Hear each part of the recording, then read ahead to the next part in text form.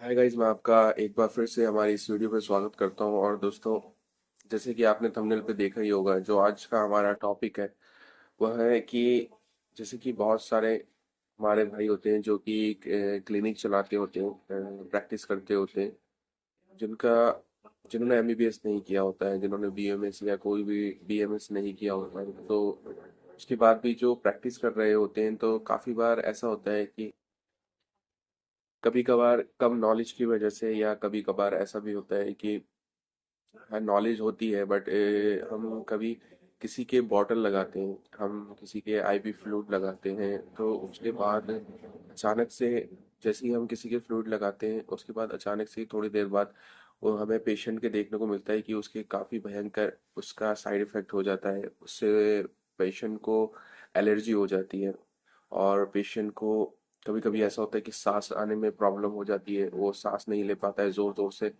वो सांस लेने की कोशिश करता है। और कभी कभार ऐसा भी होता है कि पूरे बदन में एलर्जी हो जाती है, और उसके बाद जगह जगह पर खुजली होने लगती है। इस तरह से काफ़ी सारी चीज़ें होती हैं। जिस और ऐसे वक्त में काफ़ी बार ऐसा होता है कि जिनको कम प्रैक्टिस होती है, और जो हमारे भाई थोड़ा कम नॉलेज होती है जिनके पास, तो वो घबरा जाते हैं और वो परेशान हो जाते हैं कि यार, हमने तो सही बॉर्डर लगाई थी बट उसके बाद भी ऐसा क्यों हुआ। तो इसमें ऐसा होता है कि कभी कभार तो हमसे गलती हो जाती है फ्लूइड लगाने में, कि हम जैसे शुगर पेशेंट है और हम उसको एनएस या डीएनएस लगा दें, तो काफ़ी बार उसकी शुगर भी बढ़ जाती है। क्योंकि शुगर का अगर पेशेंट डायबिटिक पेशेंट होता है, तो हमें उसको एनएस नहीं लगाना चाहिए और डीएनएस नहीं लगाना चाहिए, क्योंकि उसमें सोडियम होता है, उससे और शुगर का लेवल बढ़ता है। उसके लिए एक बॉटल आती है, आप सब जानते भी होंगे। उसके लिए एक आरएल फ्लूइड आता है। हमें ज़्यादातर शुगर पेशेंट के लिए आरएल फ्लूइड ही लगाना चाहिए, क्योंकि वो सेफ रहता है, और उससे पेशेंट की जो होती है शुगर भी नहीं बढ़ती है। इसी तरह अगर कोई पेशेंट है और उसको कभी कभार डीएनएस डीएनएस से भी काफ़ी बार देखा गया है कि एलर्जी हो जाती है, नॉर्मल पेशेंट को भी एलर्जी हो जाती है। इसलिए मेरे अगर मैं आपको रिकमेंड करूं, और मैं नहीं, ज़्यादातर डॉक्टर यही बोलते हैं कि अगर आपको सिर्फ एक बॉटल यूज़ करनी है, तो आप ज़्यादातर आरएल और एनएस का ही यूज़ करें। वो बहुत सेफ रहती हैं। उनसे ज़्यादातर, या ज़्यादातर नहीं, कि उससे बहुत कमी से एलर्जी देखने को मिलती है या कोई साइड इफेक्ट देखने को मिलता है। लेकिन अब मैं आपको ये बताऊंगा कि अगर आपने सही बॉटल भी यूज़ की है, उसके बाद भी आपने सही से बॉटल लगाई है, आपने पेशेंट को चेक किया है कि उसको क्या बीमारी है, आपने सही से उसको डायग्नोज किया है, उसके बाद भी अगर पेशेंट में एलर्जी या कोई किसी भी तरह का साइड इफेक्ट देखने को मिलता है बॉटल लगने के बाद, तो उसके बाद हम क्या करें। तो उसके बाद जो सबसे ज़रूरी चीज़ है, मैं आपको बताना चाहूँगा। उसके लिए हमारे पास कुछ ऐसी दवाइयाँ हैं जो इसमें बहुत अच्छा काम करती हैं, और एलर्जी को और जो भी साइड इफेक्ट होता है उसे बहुत, हमें सबसे पहले तो ये देखना पड़ेगा कि पेशेंट को असल में क्या हुआ है, उसको एलर्जी किस तरह से हो रही है, और वो क्या उस टाइम पे फील कर रहा है। हमें वैसे तो हमेशा उसको ही देख के, कोई भी डायग्नोज करके, पूरा डायग्नोज करने के बाद ही उसका ट्रीटमेंट करना होता है।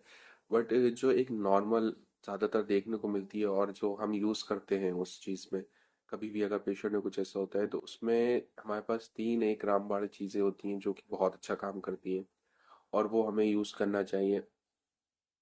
हमें घबराना बिल्कुल नहीं चाहिए सबसे पहले तो, क्योंकि अगर हम घबराएंगे तो, और जो पेशेंट के साथ होंगे या पेशेंट होगा वो घबरा जाएगा, क्योंकि हमें उस टाइम पे, क्योंकि ऐसा होता है कि जो पुराने प्रैक्टिस करते आ रहे हैं वो नहीं घबराते, उनको पता होता है क्या करना है, वो इमिडिएटली उस चीज़ को यूज़ कर लेते हैं, और जो पेशेंट होता है वो बिल्कुल ठीक भी हो जाता है, उसमें कोई परेशानी नहीं होती है। बट जैसे कि जो नए होते हैं, किसी डॉक्टर के पास जो काम करते होते हैं, अगर वो इस तरह से करते हैं तो वो घबरा जाते हैं, जिससे कि काफ़ी पैनिक हो जाते हैं, उससे और प्रॉब्लम क्रिएट हो जाती है।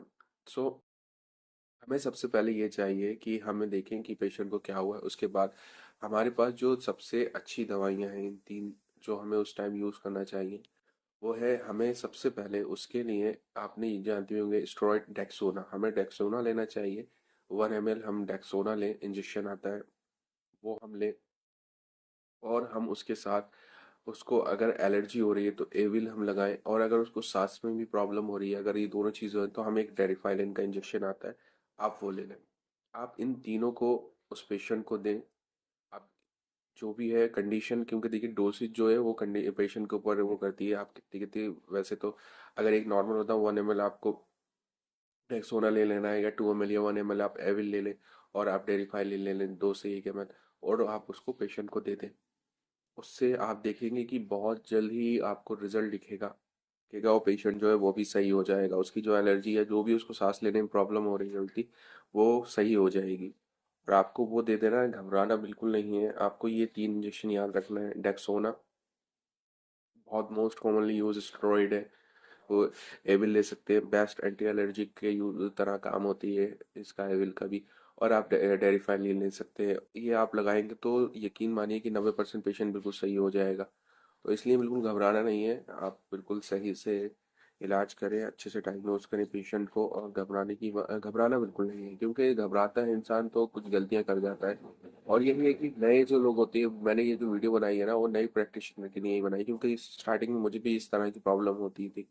बट जैसे जैसे आप प्रैक्टिस करते जाएंगे आप अच्छे होते जाएंगे, आपको सब चीज़ की नॉलेज हो जाएगी। बट मैं यही आपसे रेकमेंड करूंगा कि आप कम से कम मेडिकल कोर्स करें, जो किसी भी तरह का कोर्स हो। जैसे कि मैं फार्मासिस्ट हूँ, मैंने बी फार्म किया है, और मैंने उसके बाद भी एक दो डिप्लोमे किए हैं। तो इससे, और आप हो अपना प्रैक्टिस करने से पहले मैं यही रेकमेंड करूंगा कि आप प्रैक्टिस करें किसी बड़े हॉस्पिटल में, आप काम करें।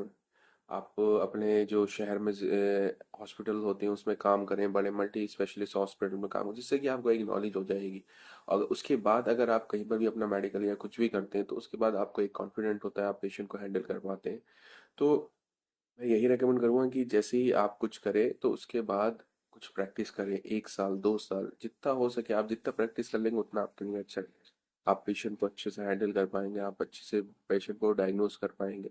मैं योगी जो भी मैंने आपको यहाँ बताया कि हमें ज़्यादातर कभी भी पेशेंट आए, हमें अगर देखना है कि अगर उसको पेशेंट को डायरिया उल्टी 10 ज़्यादा हुए, और हमें उससे पूछते कि भाई वो कहीं शुगर पेशेंट तो नहीं है। अगर वो शुगर पेशेंट है तो हमें वहाँ आरएलई बॉटल लगानी है, उसको एनएस नहीं देनी है। और अगर हाँ कोई पेशेंट आता है कि नॉर्मल उसको, लेकिन शुगर या उसको शुगर नहीं है और उसको उल्टी दस्त हो गया है, तो हम उसमें ज़्यादातर एनएस ही यूज़ करेंगे, क्योंकि एनएस भी एक सेफ है। हम उसमें एनएस भी दे सकते हैं, आरएल, क्योंकि हम जो नॉर्मल पेशेंट होता है उसको एनएस भी दे सकते हैं, आरएल भी दे सकते हैं। ठीक है। हम एक चीज ये करेंगे कि कभी भी हम बॉटल लगाए तो सीधा डायरेक्ट बॉटल ना लगाए। हम उससे पहले उसको वो इंजेक्शन जरूर दें, ऐसे लोग दें, हम उसको पेंटाप्रोजोल दें, जिससे कि उसका गैस्ट्रिक प्रॉब्लम ना हो। काफी बार ऐसा होता है कि हम डायरेक्ट बॉटल लगा देते हैं, जिससे कि पेशेंट की गैस बनने की, ये सब चीज़ों की और प्रॉब्लम हो जाती है। तो हम अच्छे से डायग्नोज करें, जितना हो सके हम अच्छे से डायग्नोज करें। जो भी उसको अगर उल्टी आ रही है तो हम उसको जो भी ऑन्डोम या पेराइनाम का इंजेक्शन है वो हम उसको दें अच्छे से।